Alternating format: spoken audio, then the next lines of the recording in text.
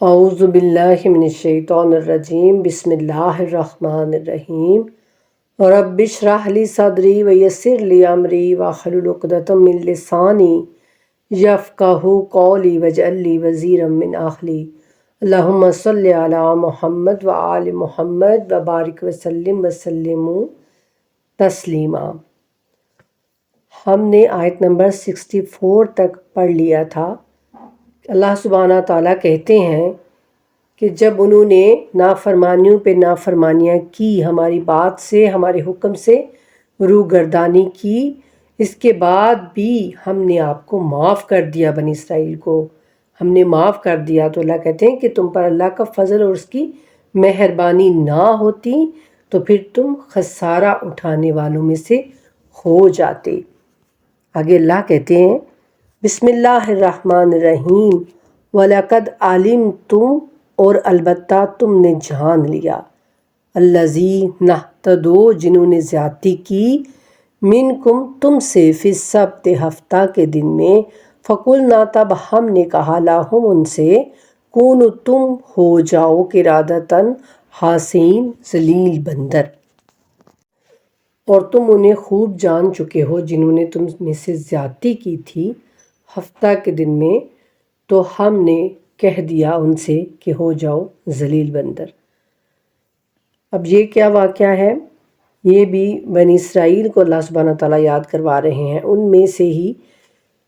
اس وقت بنی اسرائیل کی ہی ایک قوم تھی جو کہ ایک دریا یا سمندر کے کنارے پر آباد تھے، اور وہ وہاں پر جو ہے وہ مچھلیاں پکڑ کر تو ان سے، یعنی ان کو بیچ کر یا تو اس طرح سے اپنا گزارا کیا کرتے تھے، جیسے کہ مچھیرے ہوئے کرتے ہیں اس طرح سے۔ تو اللہ سبحانہ تعالیٰ نے ان سے یہ کہا کہ دیکھو، تم نے ہفتے والے دن جو ہے وہ مچھلیاں شکار نہیں کرنی ہے۔ ہفتے کا دن تمہارے لیے عبادت کا دن ہے، ان کے لیے وہ متبرک دن تھا، جیسے ہمارے لیے مسلمانوں کے لیے جمعے کا دن اور عیسائیوں کے لیے اتوار کا دن جو ہے وہ متبرک اللہ سبحانہ تعالیٰ نے بنایا ہے کہ اس دن ہم نے عبادت کرنی ہوتی ہے۔ لیکن ان پر اللہ تعالیٰ نے یہ ایک ان کی آزمائش کی کہ ہفتے کے روز جو ہے وہ انہوں نے شکار وغیرہ بھی نہیں کرنا، کام کاج کرنے کی وہ ان کو ممانعت جو ہے اللہ تعالیٰ نے منع کر دیا کہ آپ نے اس دن میں کام وغیرہ نہیں کرنا۔ یہ دن جو ہے وہ فقط عبادت کے لیے یعنی مخصوص کر دیا۔ تو اللہ تعالیٰ کی قدرت تھی، یہ اللہ کی ایک حکمت تھی، یعنی ان کے لیے ایک آزمائش تھی کہ اس دن جو مچھلیاں ہیں، یعنی ہفتے کے دن جو ہے وہ اس دن زیادہ مچھلیاں جو ہیں وہ سطح آب پر ظاہر ہو جاتی، اور باقی دنوں میں بہت کم مچھلیاں جو ہیں وہ آتی۔ تو ان کے دلوں میں یہ لالچ پیدا ہوا کہ اب ہم جو ہے کیا کریں، تو اس طرح سے کوئی انہوں نے ایسا کام کر دیا کہ وہ جا کے پہلے جو ہے وہ ہفتے والے دن جو جا کے کوئی جال وغیرہ لگاتے، یا پھر کوئی کہتے ہیں کہ انہوں نے کوئی چھوٹے چھوٹے تالاب سے بنا لیے تاکہ ان میں مچھلیاں آ کے تو نیچے یعنی گر جائیں، گڑھے سے بنا لیے اور ان گڑھوں میں گر جائیں مچھلیاں، اور پھر وہ اتوار کو جا کے ان کو وہاں سے نکال لیتے، یعنی اپنی طرف سے وہ یہ کر رہے تھے کہ ہم اللہ کی بات کو مان رہے ہیں کہ ہم جو ہے وہ مچھلیوں کا شکار نہیں کر رہے، ہم تو بس جو ہے یہ تھوڑا سا کام کر کے آ جاتے ہیں، تو ہم اپنے اللہ کی یعنی نافرمانی نہیں کر رہے۔ وہ دلوں میں یہ یعنی سوچ رہے تھے، یعنی اللہ کے حکم سے وہ تعویلیں نکالنا چاہتے تھے، اللہ کے حکم سے وہ اپنے لیے تعویلیں نکالنا چاہتے تھے، اور ایسا آج ہم میں بھی بہت ہو رہا ہے، بہت زیادہ ہو رہا ہے۔ ہمیں اللہ کے کسی حکم کا پتہ چل جاتا ہے، پھر ہم کہتے ہیں نہیں اس سے یہ بھی مراد ہوگا، اس سے یہ بھی ہو سکتا ہوگا، تو اس طرح سے بھی ہمارے اندر بھی یہ بات بہت زیادہ آج رائج ہو چکی ہے، ٹھیک ہے؟ تو اس چیز سے اللہ منع کر رہے ہیں کہ اللہ کی حکم عدولی مت کرو، اللہ کے فرمان کے اندر اپنی جو ہے وہ تعویلیں مت نکالو۔ جب اللہ کا حکم تمہیں سمجھ میں آ چکا ہے تو اب تم زیادہ عقل مند بننے کی کوشش مت کرو۔ تو وہ بھی یہی کرتے تھے کہ بس ہفتے والے دن جا کے وہ تالاب بناتے یا پھر وہ جال سے لگاتے، اور اتوار کو جا کے تو وہ اپنا وہ ساری مچھلیاں وہاں سے نکال لیتے۔ اور دوسرا پوائنٹ آپ یہ سمجھیے کہ اللہ سبحانہ تعالیٰ نے ان کو کس بنا پر جو ہے وہ سزا دی کہ اللہ سبحانہ تعالیٰ نے کہا تھا کہ یہ دن تمہارے لیے ہفتے کا دن جو ہے وہ عبادت کا دن ہے، ٹھیک ہے، اس دن تم نے عبادت کرنی ہے، اور یہ ان کی آزمائش تھی کہ اللہ نے ان کو کام کاج سے منع کر دیا تھا۔ لیکن مسلمانوں کو اللہ سبحانہ تعالیٰ کا یہ کرم ہے کہ اللہ کہتے ہیں کہ جمعے کے دن جب جمعے کا وقت ہو جائے تو تم نے اٹھ کے تو جا کے نماز پڑھ لینی ہے، اپنا کاروبار جو بھی آپ کام کرتے ہو اس کو تھوڑی دیر کے لیے آپ نے بند کرنا ہے، صرف تھوڑی سی دیر کے لیے، یعنی کام کاج کرنے کی ممانعت نہیں ہے۔ آپ اپنی تجارت کر رہے ہو، آپ جو بھی کام کر رہے ہو آپ کر سکتے ہو، لیکن جب جمعے کی نماز کا ٹائم ہو جائے گا تو آپ کو یہ حکم ہے کہ آپ نے جا کے تو باجماعت نماز ادا کرنی ہے مسجد میں جمعے کی۔ تو یہ آپ کا یعنی کہ جمعے کا دن کی فضیلت جو ہے وہ آپ پا لو گی۔ تو لیکن اب آپ دیکھتے ہیں کہ جمعے والے دن بھی بہت کم لوگ جو ہے وہ نماز پڑھ پاتے ہیں، اپنی یعنی ان کو ایسی کوئی ہوتی ہیں کہ یہ کام کرنا ہے وہ کرنا ہے، تو اس طرح سے ان کی مجبوریاں آڑے آ جاتی ہیں اور وہ جمعے کی نماز کو کھو بیٹھتے ہیں۔ جبکہ رسول اللہ صلی اللہ علیہ وآلہ وسلم کی ایک حدیث مبارکہ ہے کہ جس نے 3 جمعے جان بوجھ کر چھوڑ دیے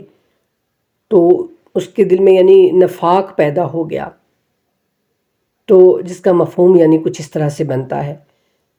تو ہم سب کو جو ہے یہ دیکھنا پڑے گا کہ ان قوموں پر اللہ نے کس وجہ سے عذاب نازل کیے، تو اب اگر وہی باتیں ہم میں آ رہی ہیں تو اللہ تعالیٰ ہم پر عذاب کیوں نازل نہیں کر رہے؟ کیونکہ اللہ سبحانہ تعالیٰ نے وعدہ کیا ہے اپنے نبی سے کہ میں آپ کی جو امت ہے اس کو مسخ نہیں کروں گا، دنیا میں اس کی شکلیں نہیں بگاڑوں گا۔ تو وہ اللہ کا کرم ہے ہم پہ، مہلت ہے اللہ کی، تو اس مہلت میں ہمیں خود کو ٹھیک کرنا ہے، ٹھیک ہے۔ یہ 2 پوائنٹ ہمیں اس آیت سے ملتے ہیں کہ جمعے کی نماز جو ہے وہ ہم پر فرض ہے، واجب ہے، وہ ہم نے ضرور پڑھنی ہے۔ پھر آگے دیکھیں اللہ کیا کہتے ہیں، اللہ کہتے ہیں کہ فَجَعَلْنَاهَا، پھر ہم نے اسے بنایا، نَقَالًا عبرت، لِمَا بَيْنَ يَدَيْهَا، سامنے والوں کے لیے، وَمَا خَلْفَهَا، اور پیچھے آنے والوں کے لیے، وَمَوْعِظَةً، اور نصیحت کن کے لیے؟ لِلْمُتَّقِينَ کے لیے، پرہیزگاروں کے لیے۔ اللہ سبحانہ تعالیٰ کہتے ہیں کہ ہم نے پھر ان کو بندر بنا دیا، استغفر اللہ، بندر بنا دیا، اور پھر کہتے ہیں کہ وہ 1 ہفتے یا پھر کچھ اس طرح سے دن وہ زندہ رہے، پھر اللہ نے ان سب کو موت دے دی تھی، جتنے بھی وہ لوگ تھے جو یہ کام کر رہے تھے، اور بچے کون تھے؟ جو ان کو منع کر رہے تھے کہ دیکھو یہ کام مت کرو، اور کچھ لوگ ایسے تھے جو کہتے تھے کہ چھوڑو ان کو ان کی مرضی ہے، آپ اب کیوں ان کے پیچھے پڑے ہوئے ہو، ان کو اپنا کام کرنے دو، جیسا یہ کر رہے ہیں ویسا ان کو کرنے دو۔ تو اللہ سبحانہ تعالیٰ نے ان کو بھی ساتھ میں سزا دی جو یہ کہہ رہے تھے کہ ان کو منع مت کرو۔ یہ ہمارے لیے تیسرا پوائنٹ ہے کہ اللہ سبحانہ تعالیٰ نے ان کو بھی ساتھ میں سزا دی جو یہ کہہ رہے تھے نا کہ بھئی انہوں نے اپنی قبر میں جانا ہے۔ آج بھی ہیں کچھ لوگ ایسے جو کہتے ہیں کہ بھئی ہمیں کیا ضرورت پڑی ہے کسی کے منہ لگنے کی، اپنی اپنی قبر میں جانا ہے سب نے، لیکن نہیں، اللہ کہتے ہیں کہ تم ایک ایسی امت ہو کہ جو کہ اس لیے پیدا کی گئی ہو تاکہ تم لوگوں کو اچھائی کا پیغام دو، اچھے کام کرنے کا پیغام دو، ان کو حکم دو اور برے کاموں سے ان کو روکو، امر بالمعروف کرو اور نہی عن المنکر کرو۔ اس لیے ہم کو اچھی امت، بہترین امت کہا گیا، ورنہ اگر ہم وہ کام ہی نہیں کریں گے جس کو اللہ سبحانہ تعالیٰ کہہ رہے ہیں تو پھر ہمیں وہ فضیلت کیسے ملے گی بھلا؟ ایک بہترین امت اللہ سبحانہ تعالیٰ کہتے ہیں تم کو پیدا کیا تاکہ تم لوگوں کو اچھے کام کا حکم دو اور ان کو برے کاموں سے روکو، ٹھیک ہے۔ تو یہ تیسرا پوائنٹ ان 2 آیتوں سے ہمیں پتہ چلتا ہے کہ اللہ کہتے ہیں کہ جو منع نہیں کر رہے تھے ان کو بھی ساتھ میں ہی سزا دی گئی، اور جو برے کام کر رہے تھے ان کو بھی سزا دی گئی، اور بچے صرف وہ تھے جو ان کو منع کر رہے تھے کہ دیکھو بھائی یہ کرنا ٹھیک نہیں ہے، ایسا مت کرو، اللہ تعالیٰ اس سے ناراض ہوں گے، خفا ہوں گے۔ وہ لوگ بچ گئے تھے، باقی سب کے سب بندر بن گئے، اور پھر 1 ہفتہ یا 10 دن یا جتنے بھی اللہ سبحانہ تعالیٰ کی جانب سے ان پر وہ دن عذاب آیا، وہ پھر زندہ رہی، اور پھر اللہ نے ان سب کو موت دے دی۔ اور اللہ کہتے ہیں کہ ہم نے اس کو بنایا تھا، اس واقعے کو ہم نے عبرت بنایا جو اس وقت لوگ موجود تھے، یعنی سامنے ان کے موجود تھے ان کے لیے بھی، اور جو بعد میں آنے والے لوگ تھے، یعنی قیامت تک جو اب آئیں گے۔ اللہ نے جب قیامت تک یہ قرآن انشاءاللہ جب باقی رہے گا تو اس میں ساری باتیں بھی باقی رہیں گی، اور لوگ اس کو پڑھ کے تو اس سے فائدہ اٹھاتے رہیں گے، ان سے عبرت حاصل کرتے رہیں گے۔ اور اللہ کہتے ہیں کہ یہ نصیحت ہے کن کے لیے؟ متقین کے لیے، جو میرے بندے ڈرنے والے ہیں نا مجھ سے، جو پرہیزگار ہیں، جو گناہوں سے بچنے والے ہیں، وہ ان کے لیے نصیحت ہے، ٹھیک ہے۔ عبرت اس کے لیے ہے جو سن کر بھی انسنی کر دیتا ہے، جو پڑھ کر بھی نہیں مانتا۔ تو یہ جو آیات ہوتی ہیں نا، ان کے اندر ہمارے لیے نصیحتیں چھپی ہوتی ہیں، ہمارے لیے یہ اللہ تعالیٰ مثالیں اسی لیے بیان کرتے ہیں تاکہ ہم پڑھ کر کچھ سیکھ جائیں۔ یہ نہیں ہے کہ ہم بس رٹا رٹایا قرآن پڑھ رہے ہیں اور جی بس ہم نے پڑھ لیا، ہم نے پورا پارہ پڑھ لیا، ہم نے یہ کر لیا وہ کر لیا۔ تو خدا را اس کو سمجھنے کی کوشش کریں، اور جب ہم انشاءاللہ اس کو سمجھنے لگ جائیں گے نا تو پھر خود بخود ہمارا دل کرے گا کہ ہم اس پر عمل بھی کریں، کیونکہ اس قدر رحمان اور رحیم پروردگار ہے وہ کہ جس کا یہ کلام ہے، تو پھر ہمارا کیوں دل نہیں کرے گا کہ ہم اپنے رب کا قرب پانے کے لیے اس پر عمل کریں، ٹھیک ہے۔ اس سے آگے آپ دیکھیں، اللہ سبحانہ تعالیٰ اب وہ واقعہ بیان کر رہے ہیں کہ جس کی بنا پر اس سورہ کا نام جو ہے وہ سورہ البقرہ ہے۔ اب یہ وہ واقعہ آ گیا ہے۔ اللہ کہتے ہیں کہ اور اس جب کالا کہا موسیٰ نے لے قوم ہی اپنی قوم سے، انا بے شک اللہ تعالیٰ یامرکم حکم دیتا ہے تم کو، ان یہ کہ تذبحوا تم ذبح کرو بقرۃ ایک گائے۔ قالوا انہوں نے کہا اتتخذنا کیا تم کرتے ہو ہم سے ہزوا مذاق۔ قالا تو جناب موسیٰ علیہ السلام نے کیا کہا کہ اعوذ میں پناہ مانگتا ہوں باللہ اللہ کی اس بات سے، ان کہ آکونا میں ہو جاؤں من سے الجاہلین جاہلوں میں سے۔ اللہ فرماتے ہیں یاد کرو جب موسیٰ علیہ السلام نے کہا اپنی قوم سے کہ اللہ تمہیں حکم دیتا ہے کہ ایک گائے کو ذبح کرو، انہوں نے کہا کہ آپ ہم سے کچھ ٹھٹھا کر رہے ہیں، کچھ مذاق کر رہے ہیں۔ تو فرمایا جناب موسیٰ علیہ السلام نے کہ میں اللہ کی پناہ طلب کرتا ہوں اس سے کہ میں جاہلوں میں سے ہو جاؤں، یعنی مذاق کرنے کو اور جھوٹ موٹ بات کہنے کو جناب موسیٰ علیہ السلام جو ہیں وہ یہ کہہ رہے ہیں کہ میں جاہل نہیں ہوں، ٹھیک ہے۔ مذاق کون کرتا ہے اور جھوٹ موٹ باتیں کون کرتا ہے؟ جو جاہل ہوتا ہے۔ تو یہ جو قصہ ہے، یہاں سے اب یہ قصہ شروع ہو رہا ہے ایک گائے کا، ٹھیک ہے۔ یہ اب یعنی گائے کا واقعہ جو یعنی قربانی کا واقعہ جو ہے پہلے آ گیا، اور جس بات کے لیے اللہ سبحانہ تعالیٰ یہ کہہ رہے تھے نا کہ گائے کو قربان کرو، وہ واقعہ بعد میں آ رہا ہے۔ تو اس میں اللہ تعالیٰ کی بے شک کوئی حکمت ہے، کوئی مصلحت ہے۔ یہ بھی ہو سکتا ہے نا کہ اللہ تعالیٰ یہ کہ انسان کو جو ہے وہ ایکٹیو کرنا چاہتے ہیں کہ ایک دم سے انسان یہ سوچے کہ آخر یہ اللہ تعالیٰ کیوں ان سے کہہ رہے ہیں کہ گائے ذبح کرو، اس کے پیچھے کیا ماجرا ہے، اور وہ اس کو یعنی غور سے پڑھے اور دیکھے اور سمجھے۔ تو یہ ہوا کیا تھا کہ بنی اسرائیل کا ایک شخص جو ہے وہ قتل ہو گیا تھا، اور اس کے قتل کا سراغ نہیں مل پا رہا تھا۔ تو اور وہ کہتے ہیں کہ ایک یعنی قبیلے کی طرف قتل ہوا اور دوسرے قبیلے کی طرف جو ہے اس کی لاش پڑی ہوئی ملی تھی۔ تو وہ ان پر الزام لگا رہے تھے کہ انہوں نے ہی قتل کیا ہے اس کو۔ تو یہ واقعہ جناب موسیٰ علیہ السلام کے پاس جو ہے آیا، تو پھر اللہ سبحانہ تعالیٰ نے جناب موسیٰ سے کہا کہ ان کو کہیں کہ ایک گائے کو ذبح کریں اور اس کا ایک حصہ مقتول کی لاش پر ماریں تاکہ وہ زندہ ہو جائے اور قاتل کی نشاندہی کر دی جائے۔ تو جب یہ ساری بات انہوں نے سنی نا، تو تب انہوں نے کہا کہ آپ ہم سے مذاق کر رہے ہیں۔ جناب موسیٰ نے کہا کہ میں اس بات سے اللہ کی پناہ مانگتا ہوں کہ میں جاہلوں میں سے ہو جاؤں۔ پھر آگے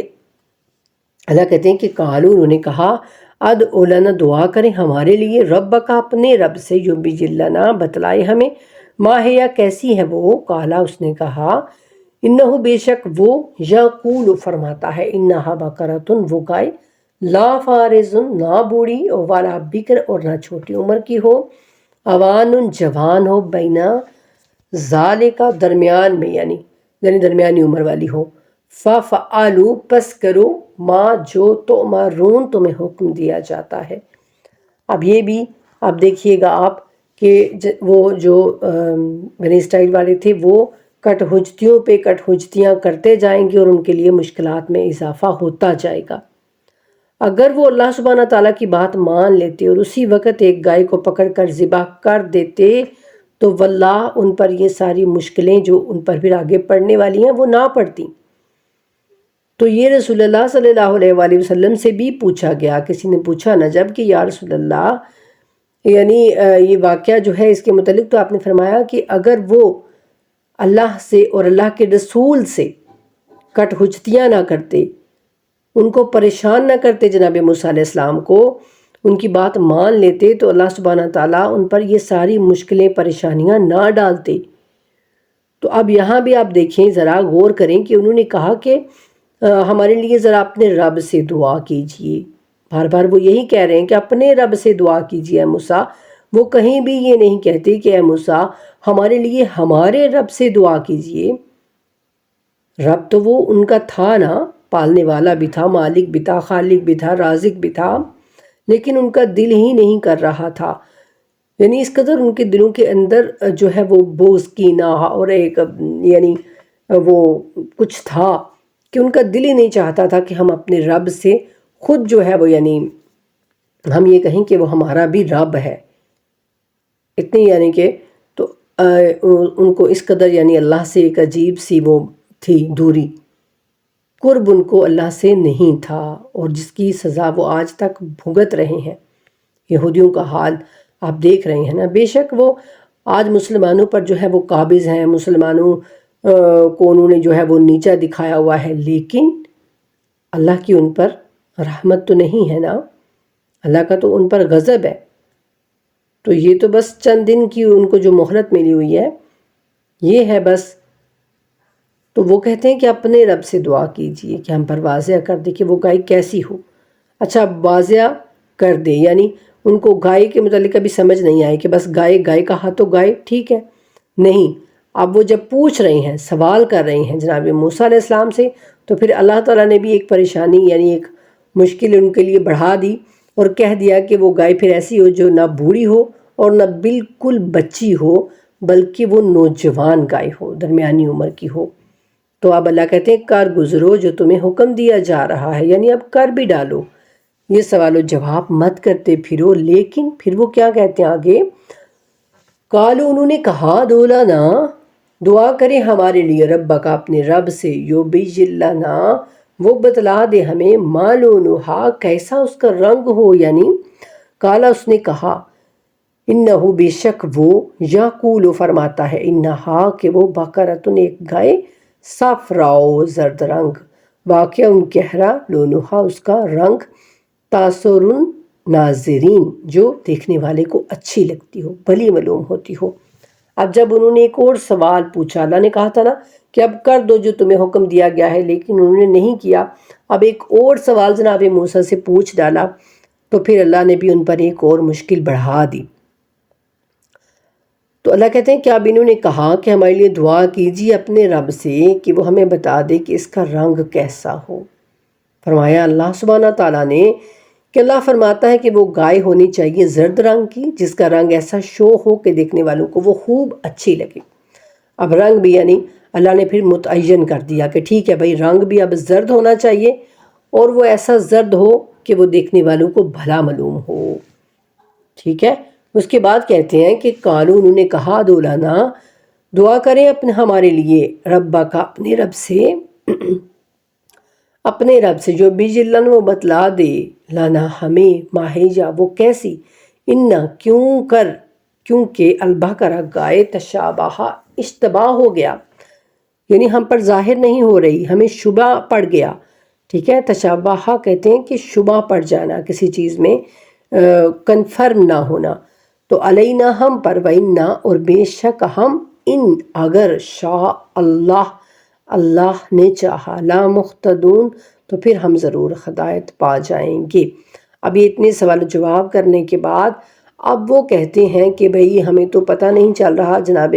موسیٰ علیہ السلام سے کہ ہم پر تو مشتبہ یعنی ہمیں سمجھ ہی نہیں آ رہی، ہم شک شبے میں پڑے ہوئے ہیں کہ کس طرح کی وہ گائے ہو کیا. تو آپ جو ہے اب اگر اللہ نے چاہا نا تو ہم ضرور ہدایت پا جائیں گے، یعنی ہمیں ضرور ساری سمجھ آ جائے گی. ٹھیک ہے، اب انہوں نے یہ بات کہی. تو آگے کیا کہتے ہیں پھر اللہ سبحانہ تعالیٰ؟ اللہ کہتے ہیں کہ قالا، اس نے کہا، انہو، بے شک وہ، یقول، فرماتا ہے، انہا، کہ وہ، بقرۃ، ایک گائے، لا ذلول، نہ سدی ہو. سدی یعنی کہ وہ بالکل یعنی سیدھی، یعنی بالکل بھی ڈھیلی ڈالی نہ ہو. تو سیرو، جوتتی، الارض، زمین، اور زمین جوتنے والی بھی نہ ہو، یعنی اس کو انہوں نے کام میں بھی ابھی نہ لگایا ہو. ولا تسقی، اور نہ پانی دیتی ہو، الحرث، کھیتی کو، مسلمتن، بے عیب بھی ہو، لا شیاتا، نہیں ہو اس پر کوئی داغ، فیہا، اس میں. قالو، وہ بولے، الانا، اب، جئتا، تم لائے، بالحق، کے ٹھیک بات. فذبحوہا، پھر انہوں نے ذبح کیا اس کو، وما کادوا، اور وہ لگتے نہ تھے، یفعلون، وہ کریں گے. اللہ اکبر. یعنی وہ سوالوں پہ سوال کرتے رہے، اللہ ان کی مشکلات کو بڑھاتے رہے. ٹھیک ہے، تو اب اللہ فرما رہے ہیں کہ فرمایا کہ اللہ فرماتا ہے کہ وہ ایک ایسی گائے ہونی چاہیے کہ جس سے کوئی مشقت نہ لی جاتی ہو، نہ وہ زمین میں ہل چلاتی ہو، نہ کھیتی کو پانی دیتی ہو. وہ صحیح و سالم، ایک رنگ کی ہونی چاہیے. انہوں نے کہا کہ اب آپ لائے ہیں ٹھیک بات. تب انہوں نے اس کو ذبح کیا اور وہ لگتے نہ تھے کہ ایسا کر لیں گے. اللہ سبحانہ تعالیٰ خود ہی کہہ رہے ہیں کہ یہ ساری مشکلات برداشت کرنے کے بعد اب جا کے ان کو سمجھ آئی کہ کیسی ہونی چاہیے گائے، اور اب انہوں نے ذبح کی. اور اللہ کہتے ہیں کہ وہ بالکل بھی لگتے نہیں تھے کہ وہ ایسا کریں گے. یعنی اس طرح سے انہوں نے کٹ حجتیاں کی، اس طرح سے انہوں نے یعنی کہتے ہیں نا کہ جیسے ٹال مٹول کیا.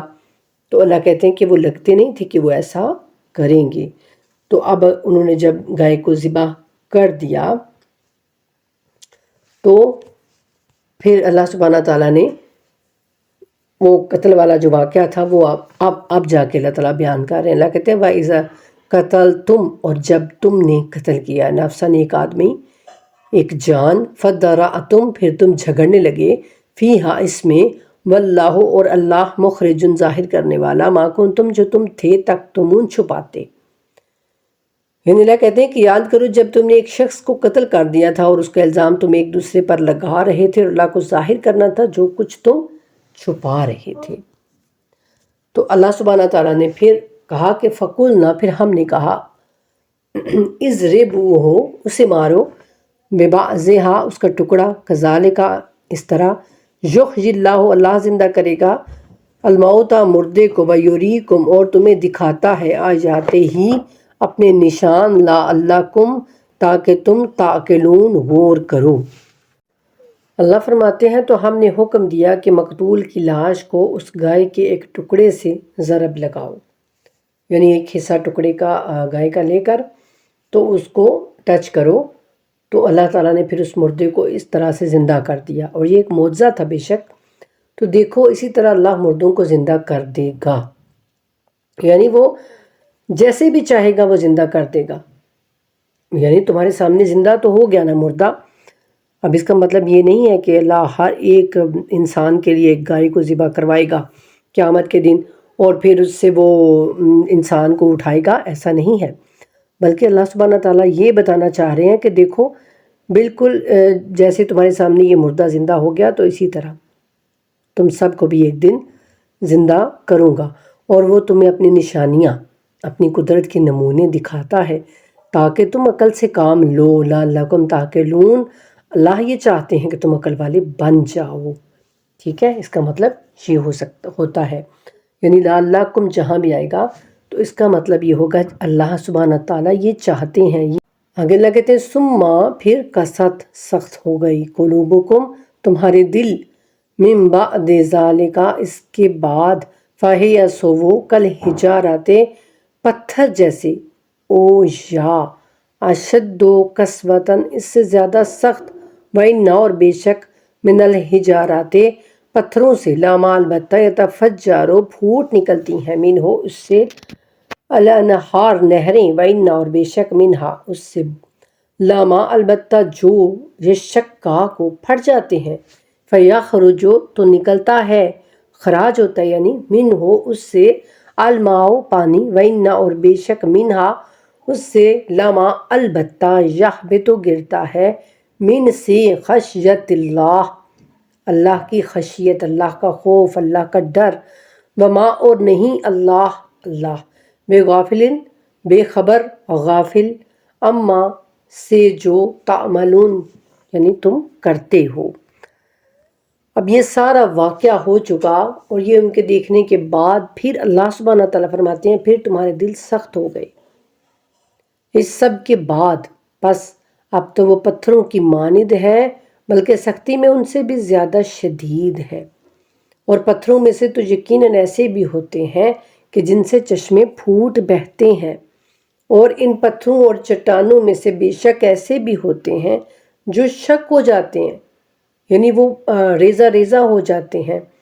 اور ان میں سے پانی برآمد ہو جاتا ہے، اور ان میں سے یقیناً وہ بھی ہوتے ہیں جو اللہ کے خوف سے گر پڑتے ہیں، اور اللہ تعالیٰ غافل نہیں ہے اس سے کہ جو تم کر رہے ہو۔ یہاں اب اس آیت کریمہ میں اللہ سبحانہ تعالیٰ بنی اسرائیل کی سنگ دلی کا تذکرہ فرما رہے ہیں کہ وہ اللہ کی واضح اور کھلی نشانیاں دیکھنے، حق ثابت ہونے، توحید و رسالت پر کافی دلائل کا مشاہدہ کرنے اور حجت خدا پوری ہونے کے بعد بھی ہدایت نہ پا سکے، یعنی سب کچھ دیکھا انہوں نے جب حضرت موسیٰ علیہ السلام نے جو ہے وہ ان کے سامنے وہ سمندر کو جو ہے وہ چیرا، اس میں سے ان کے لیے راستہ بنایا، پھر ان کے لیے جو ہے وہ پتھر پر مار کر وہ عصا وہاں سے ان کے لیے پانی جاری کیا، تو اللہ کہتے ہیں کہ ان کے دل تو پتھروں سے بھی زیادہ سخت ہیں۔ یعنی یہ سارا کچھ دیکھنے کے باوجود بھی ان کے سامنے مردہ بھی زندہ ہو گیا، یعنی اتنی ان کو نشانیاں دی گئیں، اس کے باوجود بھی ان کے دل جو ہے وہ سخت کے سخت ہی ہیں، اور اللہ کہتے ہیں کہ پتھروں سے بھی زیادہ سخت، یعنی انہوں نے خود اپنی نظروں سے دیکھا کہ جناب موسیٰ علیہ السلام نے کیسے ان کے لیے وہ عصا مارا، اور وہاں سے اللہ تعالیٰ نے چٹان سے ان کے لیے 12 چشمے نکال دیے۔ اور جب جناب یہ بھی قرآن میں کا ہی ذکر ہے کہ جب حضرت موسیٰ علیہ السلام نے اللہ کو دیکھنے کی خواہش کی کہ اللہ میں آپ کو دیکھنا چاہتا ہوں، تو اللہ سبحانہ تعالیٰ نے فرمایا نہ کہ لن ترانی، آپ نہیں دیکھ سکتے مجھے، البتہ آپ اس پہاڑ کو دیکھیے تو میں اس پر اپنی ایک تجلی ڈالوں گا۔ تو اس تجلی نے پہاڑ کو ریزہ ریزہ کر دیا، اور جناب موسیٰ علیہ السلام غش کھا کر گر پڑے، تو وہ پہاڑ جو ہے وہ بھی اللہ کی نشانی کو یعنی دیکھ کر ریزہ ریزہ ہو گیا تھا۔ تو یوں اللہ فرما رہے ہیں کہ یعنی پہاڑوں کے اندر بھی خاصیت ہوتی ہے، کچھ یعنی وہ اپنے اندر سے چشمے نکال لیتے ہیں، کچھ اللہ کے خوف سے جو ہے وہ ریزہ ریزہ ہو جاتے ہیں، لیکن یہ کیسے انسان ہے کہ سب کچھ اتنی اللہ کی نشانیاں دیکھنے کے باوجود بھی سارا کچھ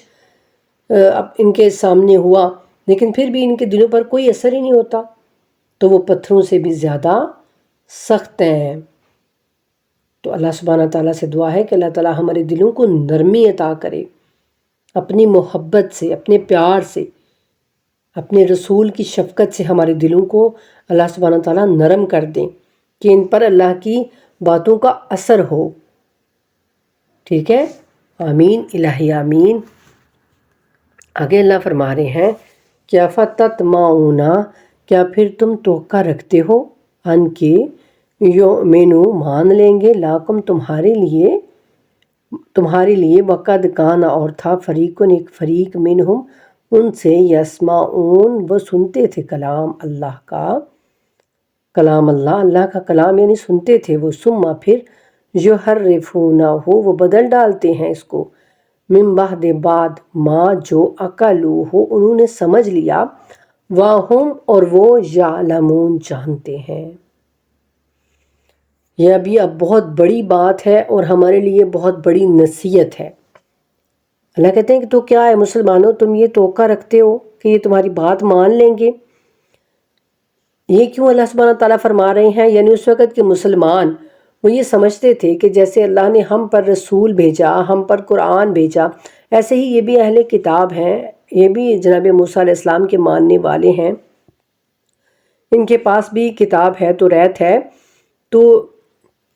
یعنی یہ جو ہے مشرکوں سے زیادہ ہماری قریب ہونے چاہیے اور ان کو زیادہ یعنی جلد ایمان قبول کرنا چاہیے۔ یہ مسلمانوں کا یعنی ایک خیال تھا نا اس وقت کے مسلمانوں کا۔ تو اللہ ان سے فرما رہے ہیں کہ دیکھو یہ تو ایسے ہیں، اور ان کے بڑے جو تھے نا وہ یعنی اس طرح سے تھے۔ یہ جو گائے کا واقعہ ہے یہ ظاہرہ جناب موسیٰ علیہ السلام کے دور کا تھا نا، رسول اللہ صلی اللہ علیہ وآلہ وسلم کے دور کا تو نہیں تھا، لیکن اللہ تعالیٰ ان کو اس وقت کے مسلمانوں کو یہ واقعہ سنا کر تو بتا رہے ہیں کہ وہ اتنے سخت ان کے دل ہوا کرتے تھے، اور یہ انہی کی اولاد ہے، تو تم کیسے یہ توقع رکھ سکتے ہو پھر کہ یہ تمہاری بات مان لیں گے؟ جبکہ حال یہ ہے کہ ان میں سے ایک گروہ وہ بھی تھا کہ جو اللہ کا کلام سنتا تھا اور پھر خوب سمجھ بوجھ کر دانستہ اس میں تحریف کرتا تھا۔ استغفر اللہ، یعنی اللہ کے کلام کو سمجھ لینے کے بعد اس میں جان بوجھ کر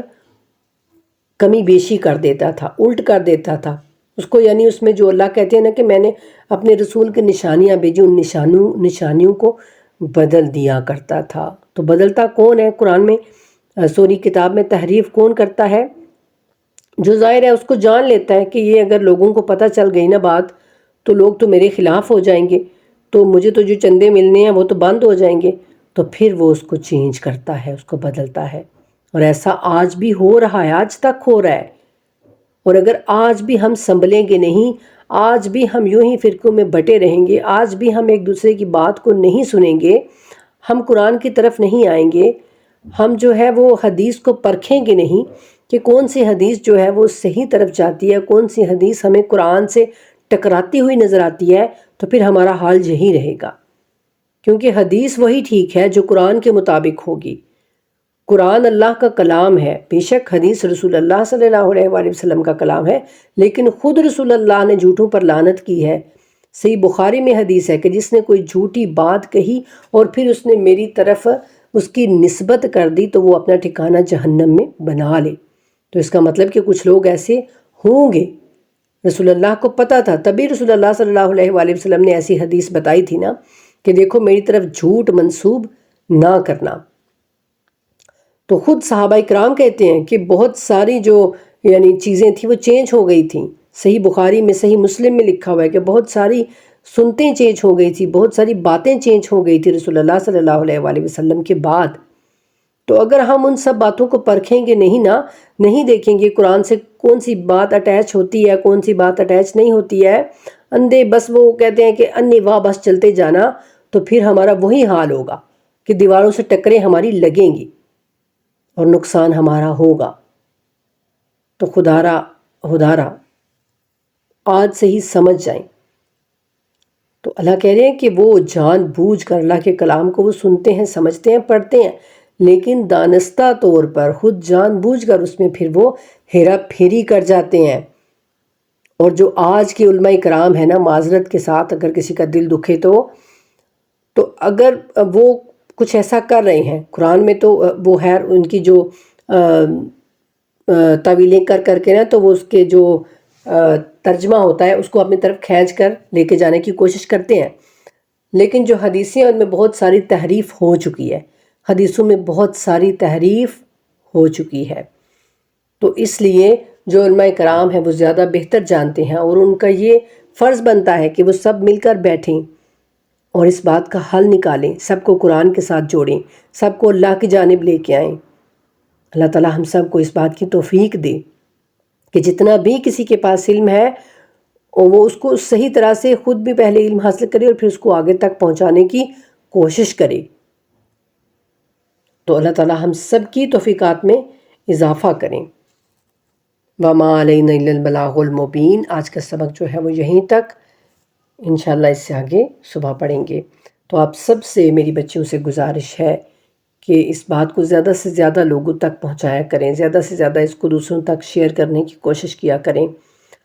میرا کام اتنا ہے کہ میں آپ تک پہنچا سکتی ہوں، تو اگر آپ اس کو آگے مزید پہنچائیں گے تو یہ آپ کا اس کا اجر آپ کو ملے گا، ٹھیک ہے؟ تو زیادہ سے زیادہ اپنی سہیلیوں کو، اپنے جاننے والوں کے اس طرف لے کے آئیں کہ بھئی ہم قرآن سیکھ رہے ہیں، آپ بھی ہمارے ساتھ آئیں، قرآن سیکھیں۔ تو اگر آپ کو کوئی بھی بات کسی میرے سننے والے کو اچھی لگتی ہے تو کم از کم اس کو کسی ایک یا دو بندے تک ضرور شیئر کیا کیجیے۔ کیا پتہ آپ کے ایک شیئر سے کسی کا دل جو ہے وہ قرآن کی طرف مائل ہو جائے، تو اس کا آپ کو اجر جو ہے وہ یعنی تمام عمر ملتا رہے گا۔ جب تک وہ شخص زندہ رہے گا اور وہ اچھے کام کرتا رہے گا تو آپ کو اس کا اجر ملتا رہے گا۔ اللہ تعالیٰ ہم سب کے ٹائم میں برکت ڈالیں۔ جو میری بچیاں میری بہنیں جو گھروں سے ٹائم کی وجہ سے نہیں اپنا ٹائم نکال پا رہی، تو ان کے وقت میں اللہ تعالیٰ برکت ڈالیں کہ ان کے لیے ٹائم نکالنا آسان ہو جائے۔ یہ آسان نہیں ہے، آج کل اس دنیا میں بالکل بھی نہیں ہے آسان، اور خاص کر یورپ میں رہنے والوں کے لیے بہت مشکل ہے۔ انہوں نے بچوں کو چھوڑنے جانا ہوتا ہے، لانے جانا، لیکن خدا را اس کی ہمیں بہت ضرورت ہے، بہت زیادہ۔